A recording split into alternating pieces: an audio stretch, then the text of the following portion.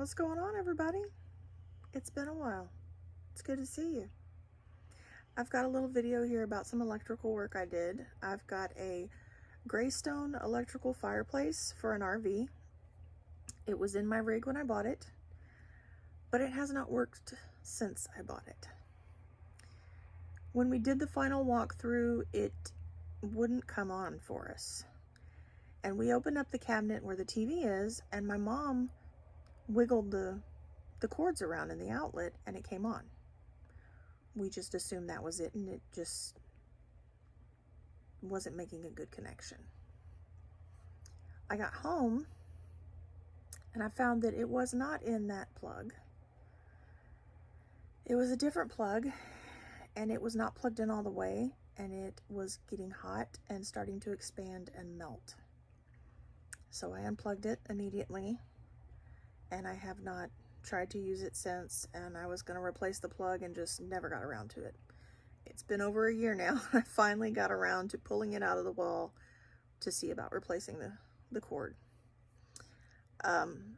What happened was the TV is plugged into an outlet on the floor of the cabinet, and the fireplace was plugged into an outlet on the wall of the cabinet.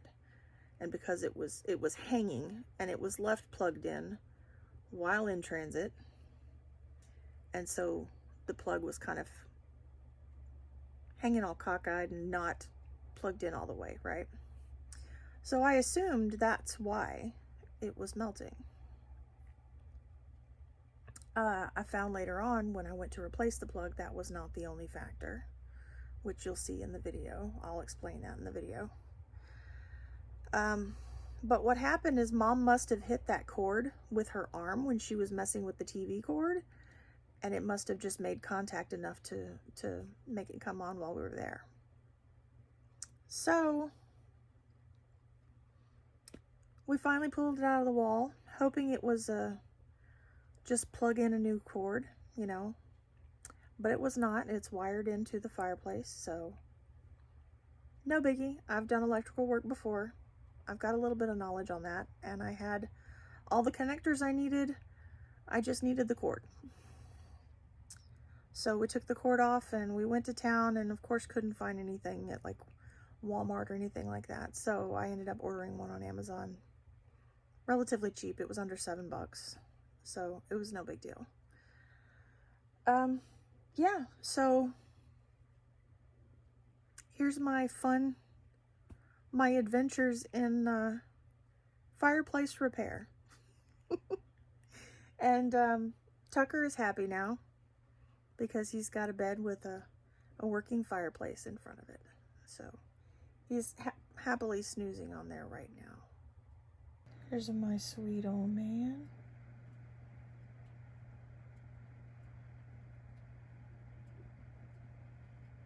Got him a nice fireplace to sleep next to. So thanks for stopping by. I hope you enjoy. And let me know what you think in the comments. And we'll catch you later. This was relatively easy to take out. The decorative cover just slides up and off, and then it was only held in the wall by 4 screws. And it also pulls out pretty easily. You just have to maneuver a little to get out around the cord.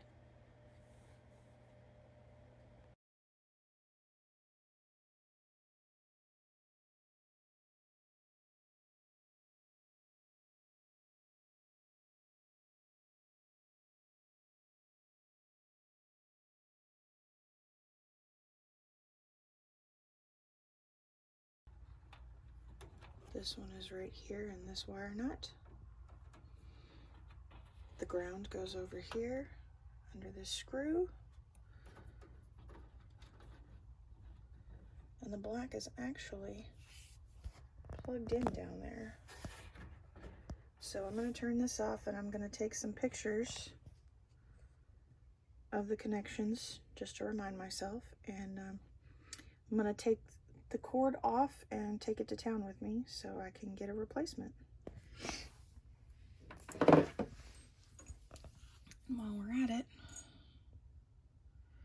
here's the plug.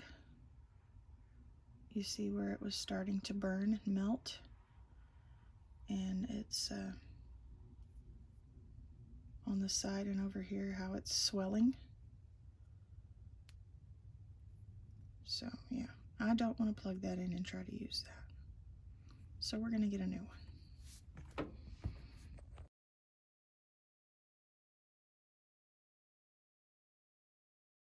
We are back. Here's the original cord. Ordered a new one. Got it on Amazon for $7.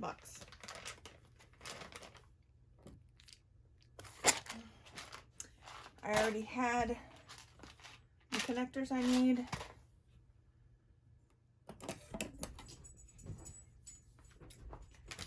So that's all I really needed was the cord. Now I thought that the cord being plugged into an outlet on a wall, so it was hanging and it kind of hung like to where it was half in. I thought that was the problem. But when I was examining this cord to see what I needed to order, this is a 16 gauge 3-wire cord. Got a ground, a hot, and a neutral. Well, the book says that this thing needs a 15 amp, 120 volt, 1875 watt. 16 gauge wire is only rated for 13 amps at about 1650 watts. So it was probably a combination of the fact that it was left plugged in, it was half plugged in, so it wasn't getting a good connection, and the wire was too small, so it overheated and started to melt. So I ordered a 14 gauge, which is the next size up, which is actually rated for 15 amps and 1875 watt. It's a 6-foot cord, about the same length as this other one. It's a 3-wire. It's an SJ cord.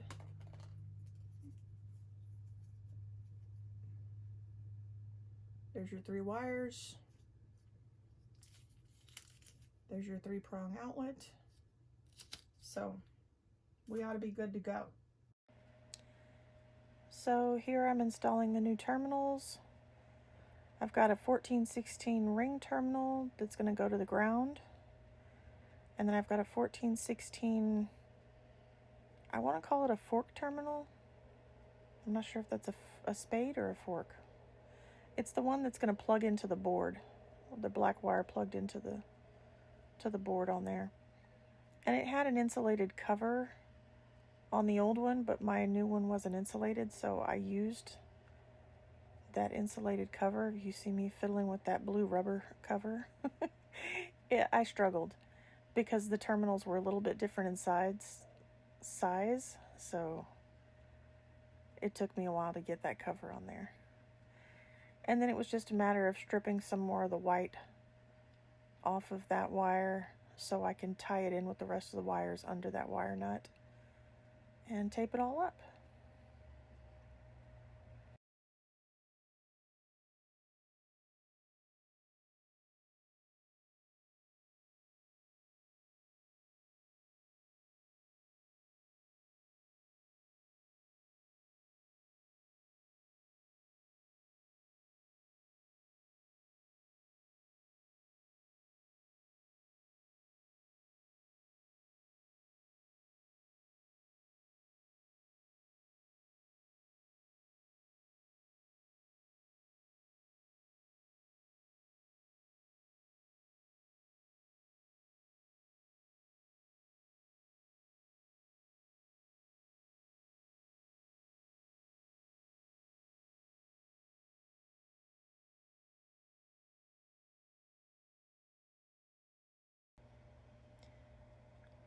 Once I got everything connected,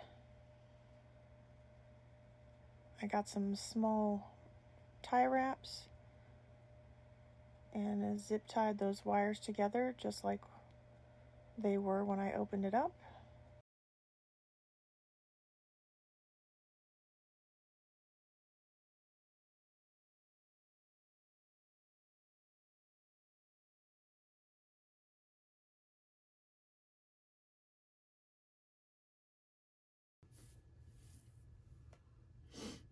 Okay.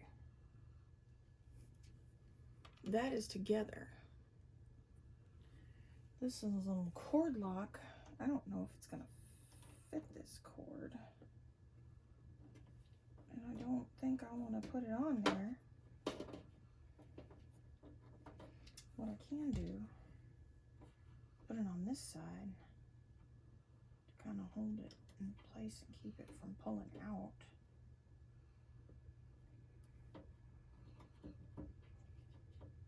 While I'm messing around with it.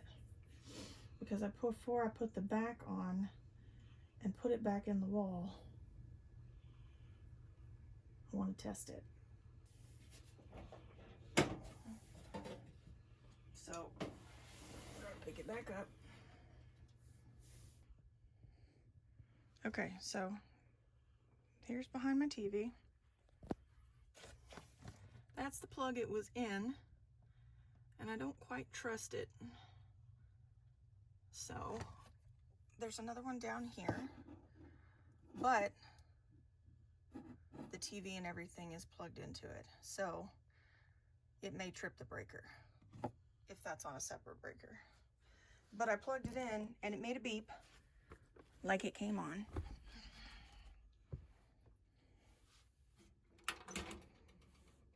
There is power. Okay, got the book out so I could know what these controls mean. This one right here is the brightness of the flame.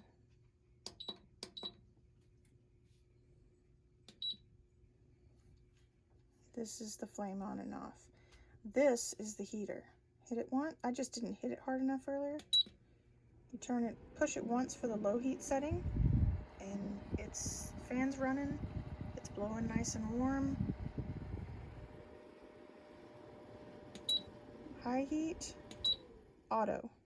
Auto is where this thermostat kicks in. It's set at about 72. Of course, my heater in here is set at like 69 right now, and it's not running. So it's not cold enough here for it to turn on. But it's working. And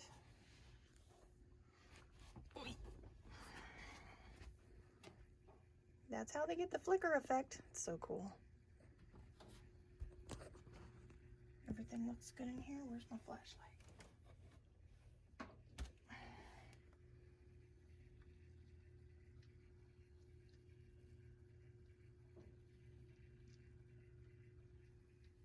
Yep. Everything looks good. It has not tripped a breaker yet, even when I turn the heat on. I don't really want to run the heat right now because it's not cold in here, but we shall see. I'm going to keep an eye on it, and I'm going to unplug it when I'm not home. So I'll give you guys an update. All right. She's mounted back in. See if I can put this on one-handed. Look at that. It just slides on. It's lovely.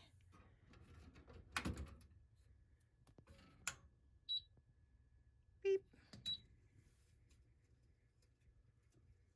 The little foil things make the crackling sound. It's kind of freaking me out a little bit right now.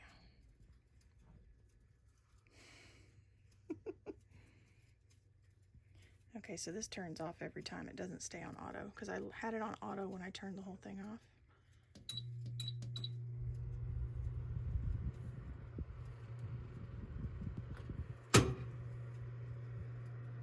Oh, that feels nice. That's gonna make the living room nice and toasty. But we don't need that right now. We're gonna turn it off. And we're gonna unplug it when we're not using it, just to be safe. And then maybe one day I will replace that outlet. Thank you guys so much for watching. As always, if you did enjoy this, please hit the like button, subscribe, ring the little ringy dingy, all the things. If you're new to my channel, welcome. I hope you stick around. I'm so happy to have you. I hope to see you guys again real soon. I hope you have a blessed day. I love you all. See you later. Bye. And I turned on the TV and it didn't trip a breaker. So the TV and the fireplace can run at the same time.